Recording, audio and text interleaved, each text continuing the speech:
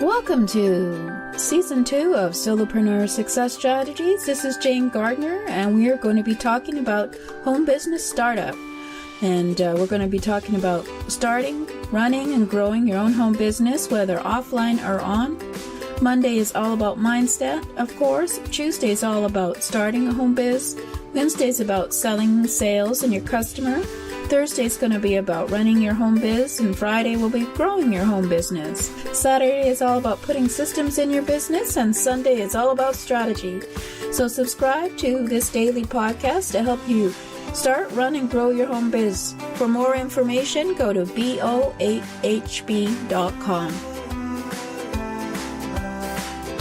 Getting set up to be in home business. Starting it. Having a home business. You've decided, you've looked into it, you think you can make it. Well, let's have a look at some of the essentials for any home business model. No matter what kind of home business you're starting, there is always some things that need to be set up beforehand. It's not a pleasant experience to get started and then discover later there are some essentials that you need immediately but never set up. It also ends up turning into an extra unexpected expense that you could do without. For example, do you have space that you can use as an office? You need a good place to work, and the kitchen table isn't going to cut it. The best workplace is stealed away from your daily life. If you can, set up an office room. Make sure it's comfortable. It should be a place you want to spend hours of time. You'll need a computer with reliable internet connection and a phone. There are providers online that you can set up with your own 800 number and other goodies like voicemail for the phone at reasonable rates. And now with the internet, you can do lots of Skyping or Hangouts or any kinds of ways to connect with people, either face-to-face or, of course, audio. So also stock up on all the basic software you'll need depending on the business you're planning. Now, of course, one of the most important things is becoming an entity. You need to become a legal entity. Decide whether you're going to be a company that will be a sole proprietorship or an LLC, which is a limited liability company, or a corporation. The main difference is who has control. With a sole proprietorship, you're the owner and company in one. And LLC, limited liability company, separates the business from the owner, and a corporation is run by a board of directors. If you want to make all of the decisions yourself, be a sole proprietorship. If you think you may someday sell the business or pass it on to someone else, choose to be an LLC or corporation. Do your research and get advice from a lawyer or tax accountant to help you determine which is best for you and your business model. Now, how are you going to get paid and how are you going to pay? If you're going to be selling anything, you need to decide which payment method you'll use. You'll need some type of merchant account. This is a third party that processes payments for you. It can be an online provider like PayPal, a credit card company, a bank, or another provider. If you accept credit cards, you need to be PCI compliant. PCI stands for Payment Card Industry, and it's a standard for handling credit card information.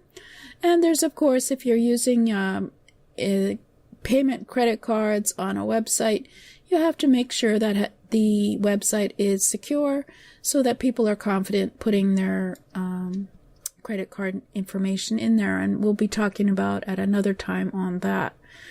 So now you've also finally got to figure out working out your budget. Calculate to the best of your ability your projected income and expenses. It's tough to know when you haven't started yet and don't have a track record, so set goals and have a backup plan. Try to realistically estimate expenses and always assume that you'll make less and spend more. The important thing is to be organized and write down every penny you spend or take in. After a month or so, you'll just start to get a realistic picture of how you're doing. And then, of course, you need to track your finances. You'll need a system for tracking your finances, so keep your business and personal accounts separate. Once you've set up your legal entity, that legal entity can certainly have a separate checking account for your business. You just take your legal information like your business number or your limited liability corporation papers, etc., to set up a separate checking account for your business. Write down a memo of every transaction and what it's for. Software programs can help you with this. You can use something, you will have to learn a little bit about bookkeeping in order to do that, although there are ones that are run like a checking account, very familiar to what you're doing now. You're just working with it differently. But anyway, you have to create a filing system for your documents and keep everything in labeled folders. You should also have some way to check your finances at a glance, such as using an Excel spreadsheet for easy reference. Finally, there's one important thing many new entrepreneurs don't consider. Make sure you have a plan B. You have great stories about how people sacrificed everything to start their business and succeeded. You don't often hear the stories about people who lose everything. Always know what you're going to do if it doesn't work out. So, are you going to maybe go and find yourself a job? Are you going to work at your business part-time and keep a job at the same time just so that you have some kind of finances coming in as you start up? Or what's the plan B if you lose most of the money and your business doesn't get started?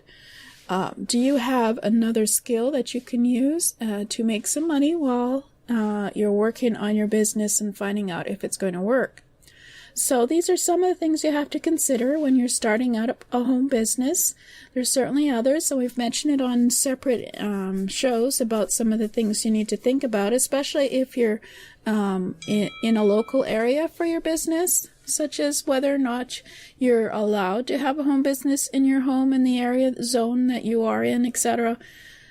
So think about these various things, and we'll get back to you next time again about starting up your home business. Well, I hope that will give you some ideas to implement in your own business. And if you want more, go to boahb.com and subscribe.